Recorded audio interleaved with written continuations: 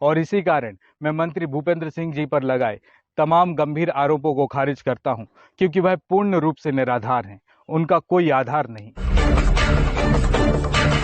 इसके पूरे जिम्मेदार मध्य प्रदेश के कैबिनेट मंत्री भूपेंद्र सिंह ठाकुर, मंत्री प्रतिनिधि मन के बहकावे में ना मन राह भुलाए, भ्रम में डाले तू इस मन का दास न बन, इस मन को अपना दास। पूरी दुनिया में हर व्यक्ति के लिए किसी न किसी बात का पछतावा और पश्चाताप अवश्य होता है, क्योंकि जब हम गलती करते हैं और उस गलती का पश्चाताप करते हैं तो उसे दोबारा ना करने का हमें साहस मिलता है।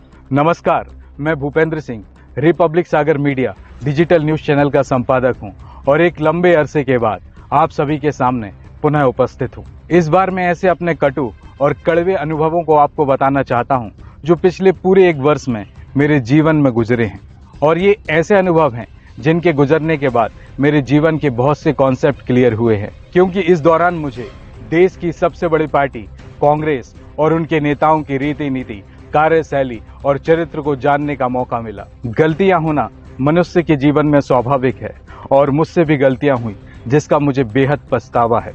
और इनमें सबसे अच्छी बात यह है कि इन गलतियों से गुजरकर आज मुझे कांग्रेस और उनके नेताओं की घृणित सोच, षड्यंत्रकारी मानसिकता, छल कपट की राजनीति और समाज में राजनीतिक द्वेष का जहर फैलाकर अपना स्वार्थ किस तरीके से सिद्ध किया जाता है, यह असलियत मुझे देखने के लिए मिली, जो आज मैं आप सबको बताने के लिए जा रहा हूं। आज से लगभग 2 वर्ष पूर्व कांग्रेस के खुरई विधानसभा क्षेत्र के कुछ नेताओं ने मेरे मन तथा मस्तिष्क में भारतीय जनता पार्टी एवं मंत्री भूपेंद्र सिंह के विरुद्ध एक मानसिक अवसाद उत्पन्न किया एवं मुझसे कहा गया कि खुरई विधानसभा क्षेत्र में भारतीय जनता पार्टी और मंत्री भूपेंद्र सिंह जी की छवि को सुनियोजित तरीके से बिगाड़ा जाए।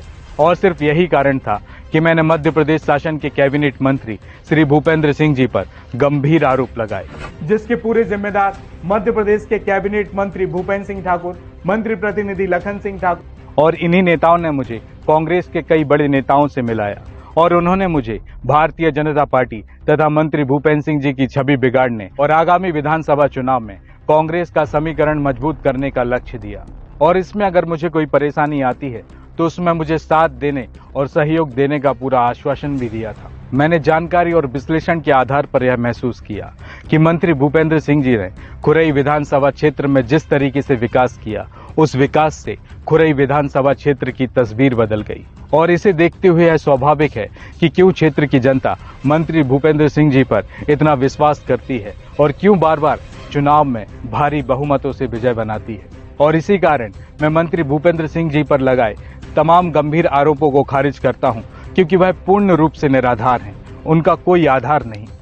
मन के बहकावे में ना मन राह भुलाए, भ्रम में डाले तू इस मन का दास न बन, इस मन को अपना दास। क्योंकि उनके प्रति जनता के विश्वास को झूठी और मनगढ़ंत कहानियों से कभी तोड़ा नहीं जा सकता। और इस विश्वास को तोड़ने की कोशिश करने वाले कांग्रेस और आपराधिक तत्व कभी सफल नहीं हो सकते, क्योंकि आज खुरई विधानसभा क्षेत्र की जनता समुदाय, जाति, वर्ग की भावना से ऊपर उठकर मंत्री भूपेंद्र सिंह जी के विकास कार्यों और उनके पारदर्शी व्यक्तित्व के साथ है। और सच कहें तो इसी में खुरई क्षेत्र का कल्याण है। मैं खुरई विधानसभा क्षेत्र की जनता से अपील करता हूं कि मंत्री भूपेंद्र सिंह जी जैसा नेता मिलना सौभाग्य की बात है और मंत्री भूपेंद्र सिंह की मौजूदगी ही खुरई विधानसभा क्षेत्र के चौतरफा विकास की गारंटी है। और आज मैं जनता से एक अपील और करूंगा कि किसी भी भ्रामक जानकारियों का शिकार न बने। सभी जानकारियों का आप विश्लेषण करें, फिर उसके बाद में ही कोई निर्णय करें। फिलहाल इस एपिसोड में इतना ही। जय हिंद, जय भारत। मन के बहकावे में ना मन राह भुलाए, भ्रम में डाले तू इस मन का दास न बन, इस मन को अपना दास।